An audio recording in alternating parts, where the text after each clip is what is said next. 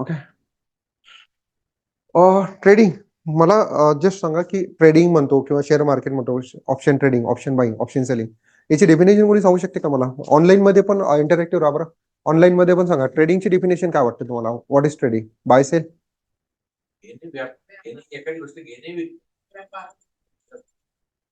काय हेमंत सर काय वाटतं तुम्हाला? What is trading? ट्रेडिंगची डेफिनेशन काय तुमच्यामध्ये?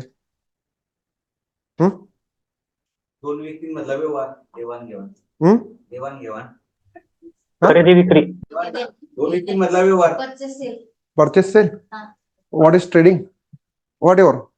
पण माझ्यासाठी ट्रेडिंगची डेफिनेशन काय?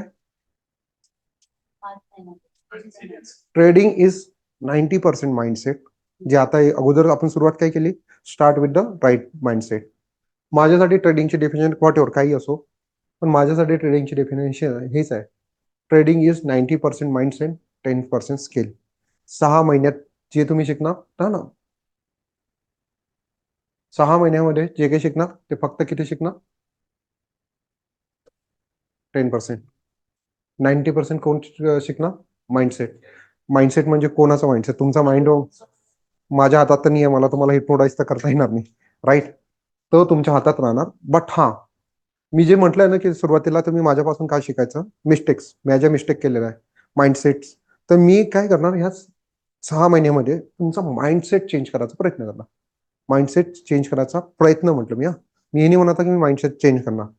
शेवटी मी तुम्हाला गाईड करणार. मी शेवटी म्हणणार तुम्हाला की अरे स्ट्रॅटेजीमध्ये चांगलं प्रॉफिट आलेला 4 to 5% एक्झिट मार.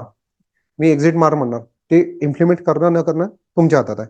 आमची ती जूनची स्ट्रॅटेजी होती, त्या जूनच्या स्ट्रॅटेजीमध्ये मी जेव्हा म्हटलं ते एक्झिट करा, तर बऱ्याचशा मेंबरने एक्झिट केला आणि त्यांनी मला स्क्रीनशॉट सगळा टाकला.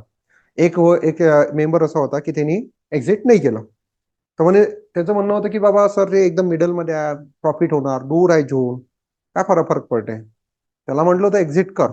तो जो कन्सेप्ट आहे तो आता पुढे समजणार. त्यांनी काय चूक केली ते सांगतो तुम्हाला नंतरच्या याच्यात.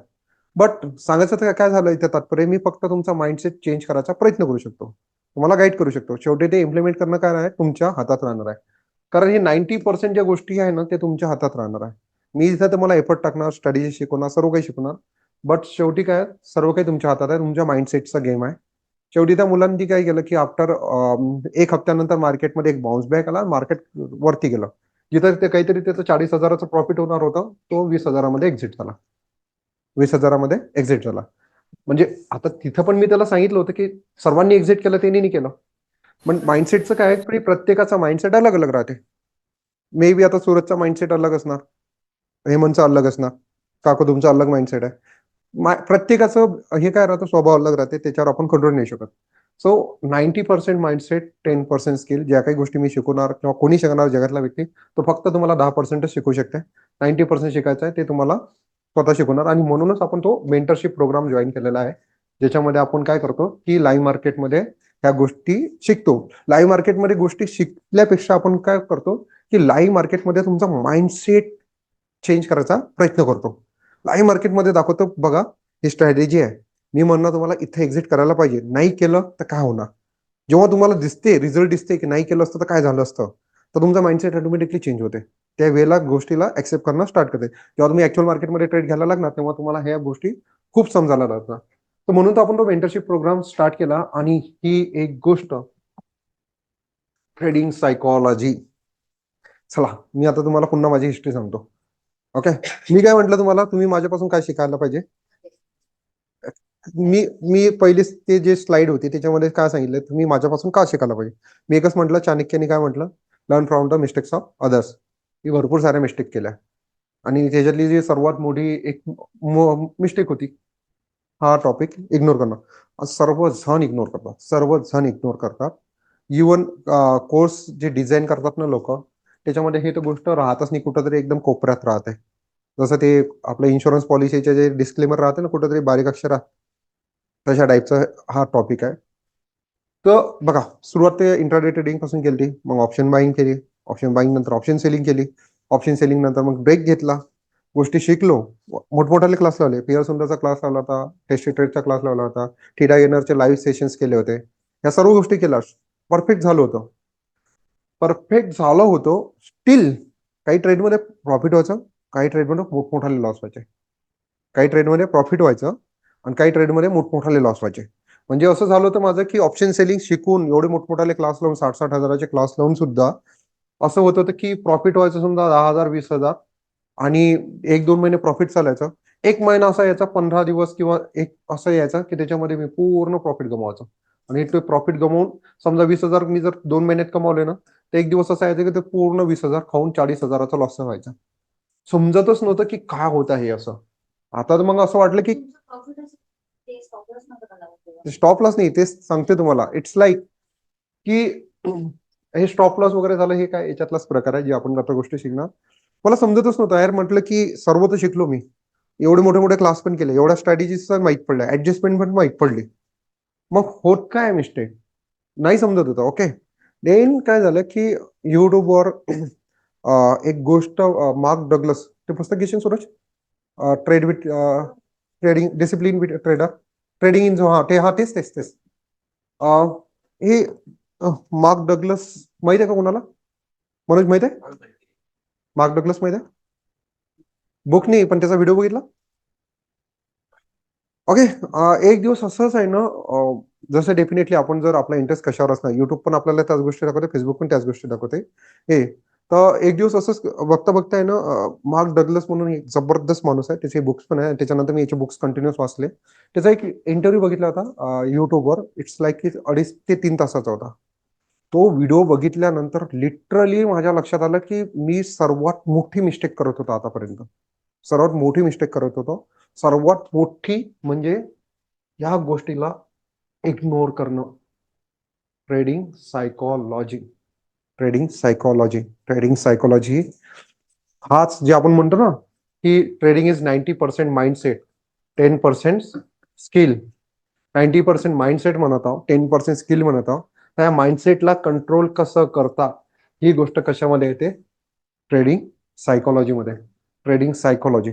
आता हे ट्रेडिंग सायकोलॉजी जेव्हा मी तो व्हिडिओ इंटरव्ह्यू बघितला त्याच्यानंतर लक्षात आलं ही गोष्ट किती महत्वाची आहे.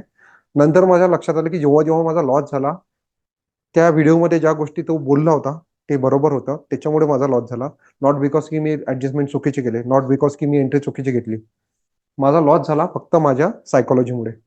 माझा लॉस झाला फक्त माझ्या सायकोलॉजीमुळे. आणि सर्वात महत्वाची जी गोष्ट राहते शेअर मार्केटमध्ये, ती मग नंतर मला लक्षात आली की हे फालतू गोष्टी आहेत बाकीच्या. कुठला चार्ट पॅटर्न म्हणा, इंडिकेटर म्हणा, स्ट्रॅटेजीज म्हणा, त्याचे ऍडजस्टमेंट म्हणा, नंतर आहे, ह्या नंतर आहे. सर्वात पहिली जी गोष्ट तुम्हाला शिकायची आहे that is called trading psychology. म्हणून पहिलाच सेशन मी तुमचा हा याच्यावर ठेवलेला आहे, ट्रेडिंग सायकोलॉजी. मी आपण हे पण नाही बघा, मी काय म्हटलं तुम्हाला एकदम बेसिक पासून स्टार्ट करणार, राईट?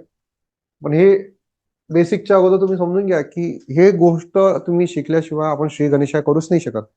आणि जेव्हा नंतर मग हे तो व्हिडिओ बघितला त्याच्यानंतर मी जेव्हा विचार केला की म्हटलं की बाकीचे जे कोर्स डिझाईन करतात लोक, ह्या गोष्टीला का महत्व देत नाही, ही गोष्ट पहिले का नाही शिकत, राईट? नंतर मी विचार केला जेव्हा मी लोकांना शिकवणं स्टार्ट करणार, मी इथून स्टार्ट करणार, या टॉपिक पासून स्टार्ट करणार.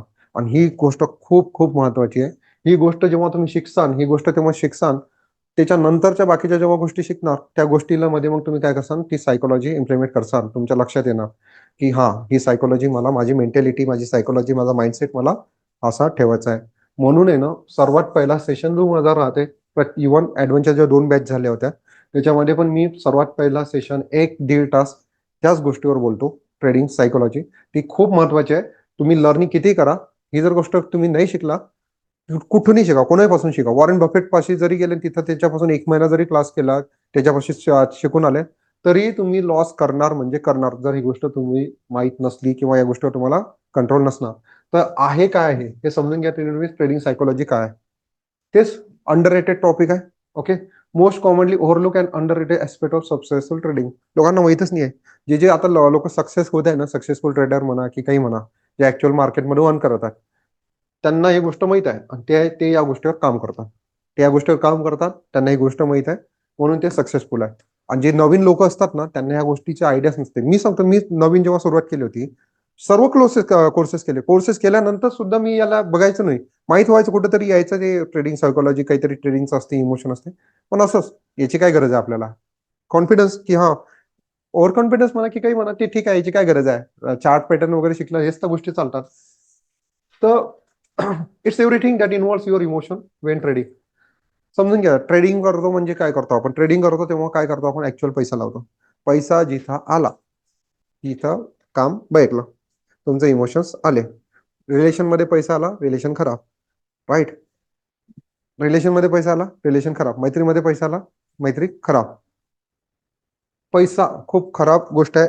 पैसा एक अशी गोष्ट आहे जे तुमचे इमोशन फास्ट मध्ये ट्रिगर करतात, खूप फास्ट. आणि ट्रेडिंग मध्ये काय, पैसा पैसा लावून पैसा कमवायचा प्रयत्न करतो. ट्रेडिंग काही असं नाही की घमेले उचलले आणि त्याच्यानंतर तुम्ही काहीतरी कष्ट केले आणि त्याच्यानंतर तुम्हाला पैसा भेटणार. ट्रेडिंग मध्ये आपण काय करतो, पैसा लावून पैसा कमवतो. तर हे काय ट्रेडिंग सायकोलॉजी काय, इट्स युअर इमोशन्स. जे आपण ट्रेड करताना जे इमोशन्स होतात ते. आणि हे दुसरं काही नाही आहे, ट्रेडिंग सायकोलॉजी दुसरं काही नाही याची की डेफिनेशन मध्ये जायचं नाही आपल्याला, कुठलं एक्झाम पास करायचं नाही आहे. ओके. हे काय आहे, मिस्टेक्स अँड मेंटल एरर. ज्या काही चुका किंवा मेंटल एरर होतात आपण ट्रेडिंग करताना, it's all about the trading psychology. माणसाचे कुठले इमोशन्स तुम्हाला वाटतात जे खूप इम्पॉर्टंट असतात, कुठले कुठले इमोशन्स माहिती आहे तुम्हाला? इमोशन्स जे भावना म्हणतात, कुठल्या कुठल्या? भीती, राग, अजून ऑनलाईन मध्ये पण बोला. खूप वेळा अनुभव आला आहे सर सायकोलॉजीचा. धन्यवाद नितीन सर. ओके. अजून इकडे भावना, भावना कुठे? मोह, लोभ, राग, एक्साइटमेंट. ग्रेट. एक्साइटमेंट. अजून फिअर ऑफ लुझिंग, कन्फ्युजन. बरोबर, कन्फ्युजन पण आहे यार एक, ते पण एक इमोशनच आहे, कन्फ्युजन आहे. ओके.